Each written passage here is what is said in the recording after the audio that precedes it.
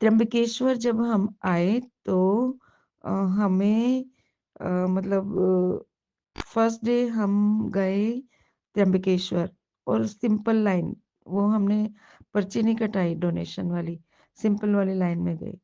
मैंने कहा पैसे डोनेट करो तो वैसे करो, है ना, उसका फायदा नहीं लेना चाहिए। तो हम लंबी लाइन से लगकर गए तो हमें 6 घंटे में दर्शन हुए। ज्यादा ही कुछ, सबसे ज्यादा कष्ट जो था ना गुरुजी, हमें त्र्यंबकेश्वर में ही मिला। 3 पिंडी के दर्शन होते हैं वहां, ब्रह्मा विष्णु और महेश। 6 घंटे हम लंबी लाइन में लगकर गए, हमें दर्शन हुए तो हमें शाम हो गई। एक दिन में तो त्र्यंबकेश्वर ज्योतिर्लिंग के ही दर्शन हुए उस। और मैं 2006 में आई थी, 2006 में, तो मुझे आधे घंटे में ही दर्शन हो गए थे। जब ये साथ नहीं थे, मैं एक ग्रुप के साथ आई थी, तो इतना लंबा चौड़ा ऐसे नहीं था, बहुत ही इजीली। अब तो बहुत सारे चक्कर कटा कटा कटा के पागल कर देते हैं, इतना लंबा दर्शन। फिर नेक्स्ट डे हमने कहा कि ब्रह्मगिरी पर्वत, नीलगिरी पर्वत, और सेम डे ना त्र्यंबकेश्वर के दर्शन करने के बाद हमने नीलगिरी पर्वत पे तो चले गए थे हम 1 या 1.5 घंटे में आराम से जाकर पैदल से, और आराम से आ गए थे। शाम को हमने दर्शन कर लिए। और नेक्स्ट डे फिर हमने ब्रह्मगिरी पर्वत, जहाँ पे ज्योतिर्लिंग और गोदावरी नदी और अहिल्या और गौतम ऋषि के आश्रम है, उनके तपस्या स्थान है, वहां गए हम। ब्रह्मगिरी पर्वत की चढ़ाई भी बहुत खड़ी चढ़ाई है संगत जी, बहुत ही खड़ी चढ़ाई है। शुरू में तो थोड़ी सी, फिर भी पहाड़ी पे थोड़ा सा थोड़ा टेढ़ा मेढ़ा रास्ता, ऐसे पहाड़ी वाला, हल्की है घाटियों वाला, लेकिन उसके बाद स्टीप है, बिल्कुल सीधा, ऐसे लग रहा है हम सीधे पहाड़ पे चढ़ रहे हैं। और बिल्कुल थोड़ी हार्ड है, ज्यादा ही हार्ड है, मैं ये कहना चाहूंगी। उसके बाद थोड़े से फिर प्लेन एरिया आ जाता है, फिर उसके बाद फिर हम थोड़ा नीचे उतर जाते हैं, फिर थोड़ा फिर ऊपर चढ़ते हैं, हम फिर नीचे उतरते हैं। नीचे उतरने के बाद फिर एक थोड़ा सा एरिया तो बहुत ही ज्यादा खतरनाक सा ही है अभी, मतलब धीरे धीरे ठीक हो जाएगा। तारे वारे तो लगी हुई हैं, और कुछ एक जगह पे तो तारे भी नहीं लगी हुई हैं। मतलब बहुत ही केयरफुली हमें चढ़ना पड़ता है।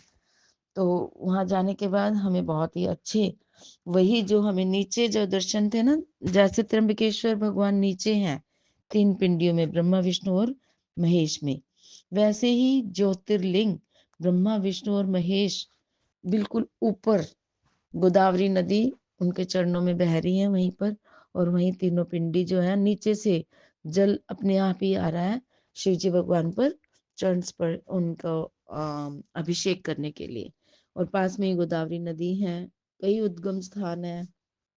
फिर उसके बाद हम थोड़ा और साइड में, 1 आधा किलोमीटर लगा लो, पहाड़ी पर ही, इतना तो होगा शायद, 500-700 मीटर होगा नहीं तो वहां जाने के बाद हमने दर्शन किए। वहां पे शिव जी भगवान ने अपने दोनों गोडे जो थे ना वो पटके, और अपनी जटाओं को पटका था।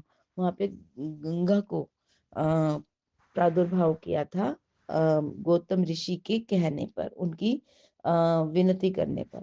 तो वो उनकी जटाओं के निशान वहां पे हैं बिल्कुल। और उनके गोडे जो थे ना वो ऐसे, वो भी 2 खड्डे ऐसे बने हुए हैं। और फिर उसके बाद हम फिर दोबारा चढ़ाई चढ़ी, ऊपर चढ़े, फिर नीचे आए, फिर वो पहाड़, पहाड़ वाली जो पौड़ियों वाले रास्ते हैं, बंदर भी हैं एक जगह पे तो काफी सारे।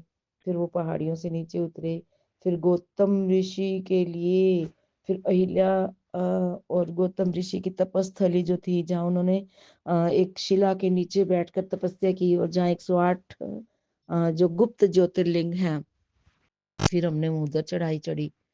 वहां चढ़ाई चढ़ी, चलो टाइम से हम नीचे आ गए थे। वहां चढ़ाई चढ़ी, फिर वहां पे दर्शन किए माँ अहिल्याबाई और गौतम ऋषि की तपस्थली। और वहीं पर एक धूना भी है, जहाँ पे लेडीज को अंदर नहीं जाने देते हैं ना। तो फिर वहां पे दर्शन किए, और वहां दर्शन करने के बाद हम वापस आए। और फिर उसके बाद हमारी ट्रेन की बुकिंग थी 13 को, सुबह सुबह। और हाँ, एक चमत्कार, 13 का जो मॉर्निंग में थी, 2:55 पे, जो कि ट्रेन फिर रिशेड्यूल हो गई थी 4 बजे के आसपास। तो 13 की तारीख की थी, 2:55 और हमारे दिमाग में ये 1 महीना पहले ही बुकिंग करा दी थी, हमारे दिमाग में बिल्कुल भी नहीं था। कि 2:55 का मतलब तो 13 की सुबह होती है, मतलब 12 की रात ही समझ लो।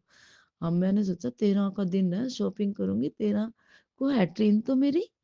लेकिन एक मैसेज आया आईआरसीटीसी का, ट्रेन का टाइम जो है वो 2:55 से 4 बज गए हैं। वो फिर दिमाग मेरा सनका, मुझे स्ट्राइक हुआ। ये क्या? 13 4 बजे का मतलब पता है आपको क्या होता है?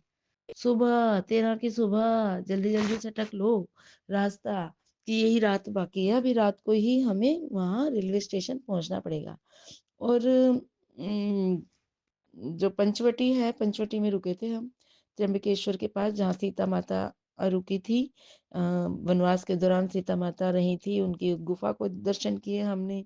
पंचवटी और गोदावरी जहाँ संगम स्थल है, बहुत ही अच्छे जो है काले राम और गोरे राम यहाँ पे भी हैं इनके, तो बहुत अच्छे दर्शन हुए। उसके बाद हमें पता चला कि यहाँ तो रात भर जो है रेलवे स्टेशन के लिए बसें चलती है। मैंने कहा वाह देखो, गुरु जी तो कृपा पूरी ही बरसाते हैं। तो रात को ही हम मतलब पूरी रात सोए आराम से। अगले दिन शॉपिंग करनी थी, वो नहीं हो पाई। भीमा शंकर जी के भी दर्शन नहीं न हो पाए। कोई बात नहीं, वो बाद में गुरु जी हमें फिर से दर्शन कराएंगे, कब कराएंगे ये उन्हीं को ही पता है। हमें तो सिर्फ उनका नाम जप करना है और उनको याद करना है, हमेशा उनका शुक्रिया अदा करना है। तो सुबह-सुबह हम लोग 4 बजे आए, सवा 4 बज के 7 मिनट पर ट्रेन थी, बिल्कुल सही एग्ज़ैक्ट आई। और फिर उसके बाद हम अपने घर आ गए दिल्ली। और नेक्स्ट डे डीएससी ने 2 दिन की छुट्टियाँ कर दी कि मेरे बच्चों तुम थक गए हो, बहुत लंबा यात्रा करके आए हो, पहाड़ों की यात्रा करके आए हो, बहुत पैदल चले हो, थक गए हो। खाना भी अच्छा मिला हमें, अब की बार बहुत अच्छा मिला। जहाँ भी हम ठहरे वहाँ खाना बिल्कुल घर जैसा था। तो बहुत-बहुत शुक्रिया अदा करना चाहूँगी मैं गुरुजी का कि हमारी ये ज्योतिर्लिंग कराए। अब उसके बाद 2 दिन की छुट्टियाँ बनाई, एक्सटेंड की, तो हमें बहुत ज़्यादा रिलैक्स हुआ। हमें मतलब बिल्कुल भी फ़ील नहीं हुआ। हम बिल्कुल सेट हो गए हैं और फिट हो गए हैं। और अब हमारा रहता है ज्योतिर्लिंग बैजनाथ, केदारनाथ, काशी विश्वनाथ भी एक बार हम और जाएँगे। तो जय गुरुजी, शुक्राना गुरुजी, अनंतम अनंतम शुक्राना मेरे मालिक। ओम नमः शिवाय, शिव जी सदा सहाय। ओम नमः शिवाय, गुरुजी सदा सहाय।